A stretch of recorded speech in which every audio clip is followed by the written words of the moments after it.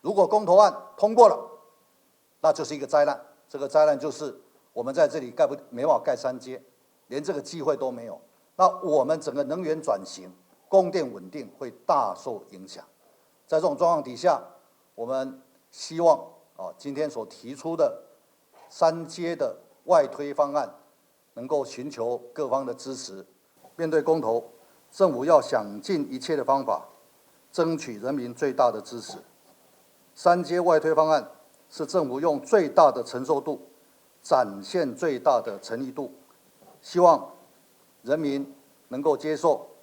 理解，也希望各位委员能够支持同意。我们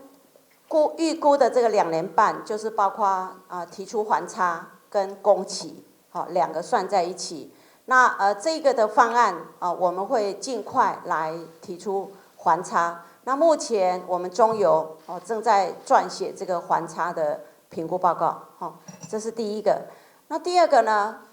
针对要不要停工这个问题，那如果对我们要外推的这个方案，它主要是在工业港的地区，所以对于工业区的这个储槽、气化设施等等都没有影响，所以这一些还是可以继续赶快来施工。那至于如果有变动的部分，比如说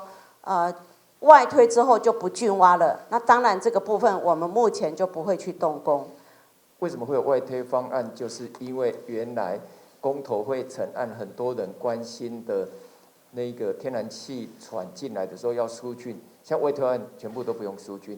原来的码头会压到礁体，现在完全没有影响到礁体，所以原先担心的这一些，希望可以保护到藻礁的，完全的都来维持住。我想这个是第一个特别说明，这个等同今天经济部愿意这样的正面的来推外推案，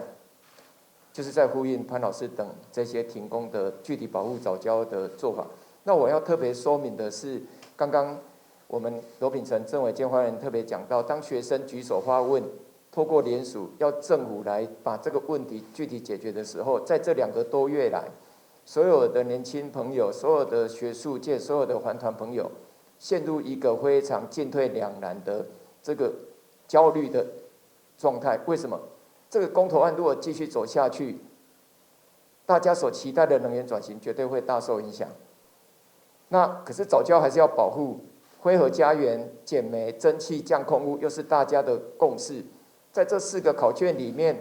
如果现况是80分，这个外推案可以让刚刚的4个同时往前走。所以这时候要请大家检视的是，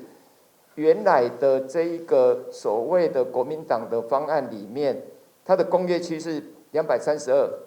那我们现在剩缩小完23，那现在的外推当然一样维持绿色的23，可是各位请去注意，我们潘老师非常在乎的是什么？工业港。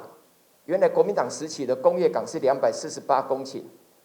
我们的缩小方案是总共96公顷，可是这一次的外移，整个工业港没有浚深，码头又没有填到藻礁，所以等同对藻礁的影响几乎是到0了。